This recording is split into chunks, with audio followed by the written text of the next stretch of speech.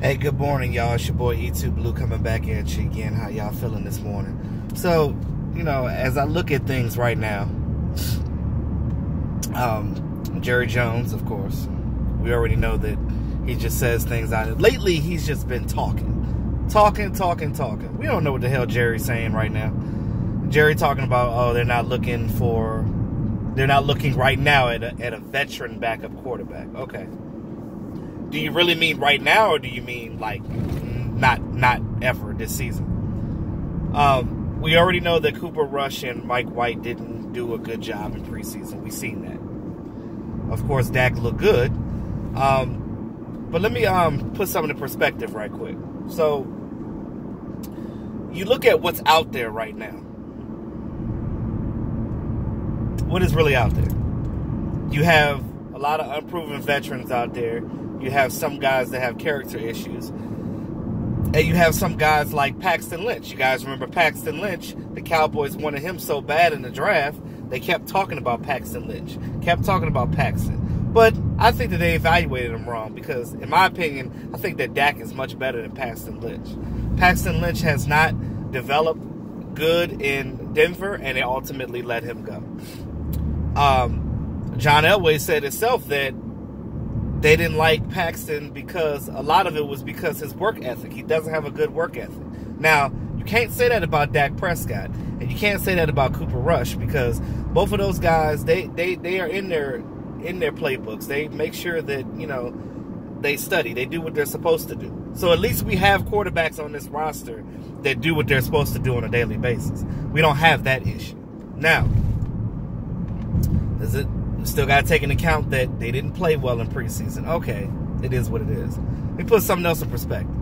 When Dak Prescott first got on this team, if Tony Romo would have never got injured, if Kellen Moore would have never got his, I think it was his leg or his knee or something when he got tripped up over one of the offensive linemen, if that injury never would have happened, Dak Prescott would have never gotten those quality reps. You got to understand that as a backup, you don't get first-team reps like that.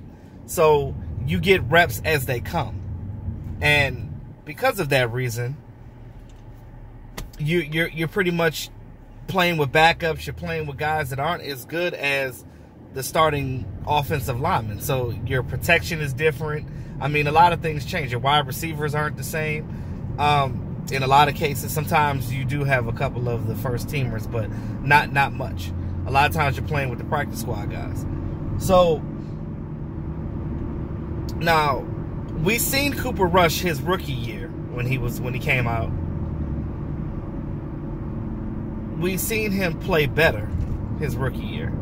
We've seen him throw multiple touchdown passes to both Lance Lenoir and Rico Gathers his first year.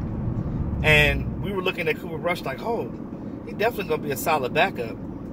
Now, all of a sudden, things change in a year. He didn't have a pretty good preseason this year, and then all of a sudden, here we are. Now, my whole philosophy is if you've done it once, you can do it again. I'm not looking down on Cooper Rush right now because, again, there's a lot of and I'm not trying to make excuses, but I'm just saying there's a lot of factors when it comes to having a down preseason. I mean, this team is totally different right now. I mean, the only two, technically, outside of Noah Brown, the only two wide receivers are still here, Cole and Terrence. So, you got a whole different set of people to gain cohesiveness with. And that stuff takes time. Cooper Rush is not a starting quarterback, so he doesn't get this time with these guys all the time. Now, he has a rapport with Lance Lenoir and Rico Gathers. If you notice, those are his go-to guys because he's played with them in preseason. Cooper Rush don't have camaraderie with Allen Hurns, Deontay Thompson, Cole, and Terrence because of that reason. So, and I'm not putting Tavon Austin in that category because Tavon plays all around. So, he can play with anybody. Just because he's that, like, web type of player. When you look at Dak Prescott, it was good for him because he got to develop very fast because he got thrown in the fire. And normally when you throw a quarterback in the fire, they either sink or swim. And he swam pretty well. So a lot of time, I don't understand a lot of the hate that Dak gets And I understand that he's not up to a lot of people's standards right now, and I get that. Dak is still a young player, and he was a 4th-round pick. He wasn't projected to do anything. I just think that it's phenomenal that Dak actually came in and did what he did. You know, everybody always says, oh, it's because of Zeke Elliott, blah, blah, blah. But, you know, Dak can actually run the ball himself.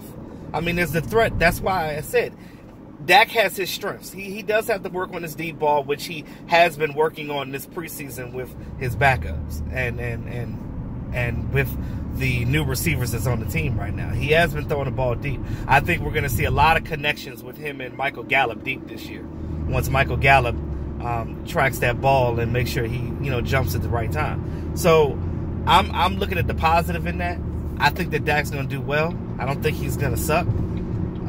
Again, they're going to run Zeke into the ground, so teams already know that we're going to run the ball. But the problem is they can't stop Zeke. And we already know that Dak is better when he has a wide range of people to throw the ball to, not just this one player that I have to force the ball into. And again, other teams are not going to know what we're going to do right now because of the simple fact that everything is different. It's almost like we're a whole new team. They're like, okay, Jason Witten, and who they going to get a ball to? So this is the time where Scott Linehan needs to putting his thinking cap on and be like, okay, now I'm not talking about trickery or things of this nature. Just fundamentally, just be able to switch things up.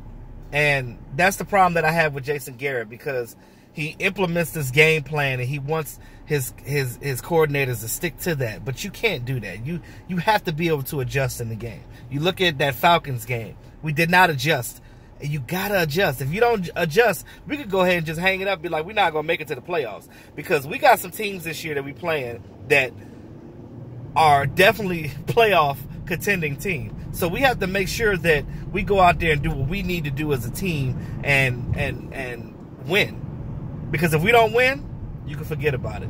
That dream of 10-6 or 11-5 is not going to happen if we don't do what we need to do fundamentally. Because it starts with the basics.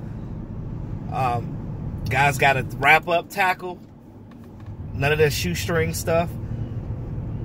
Hit the right angles to pursue the guy. And on offense, we need to basically, if the defense do what the defense is giving you. If they're giving you looks, exploit their looks. Stop forcing stuff, and because that's how you get turnovers and you make mistakes and you have forced fumbles.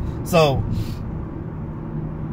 again, I think that I don't think bad of Cooper Rush, and I don't necessarily, because I'm looking at what's out there right now. I think their opinion on Paxton Lynch might have changed because they've seen how he was with Denver. And again, there's tape on these guys, so you can see more than just college tape. Just because you were excelled in college don't mean you do the same thing in the NFL. It doesn't always translate. You look at Connor Cook. They liked Connor Cook when the Raiders picked him right before they did. Connor Cook didn't really do much either. So Dak has been progressively better than these guys. So with that being said, they're looking at it like this. Well, we got Dak, and we can develop Cooper Rush. We believe in our heart that Cooper Rush has the ability to be a Dak type of guy in the future if we just keep developing him. And he plays behind a first-team offense. So I'm just looking at that in that perspective. You guys, I just wanted to just push that perspective to you just so you can think of it like that. That's all I'm saying. But don't hit the panic button, guys. Let's go through week 1 and see what happens and see what we got. I mean, again, I don't think that it's as bad as people think it is. It's just that when people see something new that they've never seen before, they're always going to be weary. They're always going to be skeptical. But Cowboys, I agree, had to make some type of changes because we weren't winning Super Bowls with what we had. So, you know, if anything, make the necessary adjustments and go with it. That's just how I feel. But I just hope that this coaching staff does what they're supposed to do. The biggest issue I have right now is the contradicting stuff. It seems like the staff all think differently about things, and you can see by the way that they're cutting players, and you can tell by the the energy in the room. If you listen to these interviews from the different staff members, you just sitting here like, well, Jerry Jones said this, Jason Garrett says this, and Stephen Jones says this. So it's almost like they're not really on the same page. They all think differently, which is understandable, but you got to come to one consensus. And, you know, I just hope that they're making the right decisions right now. Now, as we can see, and I've said this before, that Stephen Jones obviously is running this team right now. And I just hope that he's not just coming in there being General Patton and just going in there and just cutting everything and just like, oh, we got to start everything anew. But, you know, some things you don't need to change. Some things you do. But I'm just hoping that they're making the right decisions, especially with that Dan Bailey thing. But because if that turns around and ends up biting them in the ass, that's going to be an issue. But, yeah, that is what it is. But yeah, that's all I got this morning. I'm about to head into work. Just wanted to chat with y'all for a minute this morning. Just had that on the noggin, and I just wanted to put that out there. So let me know what you guys think. This is your boy E2 Blue. Always keeping it real. I'll talk to y'all soon.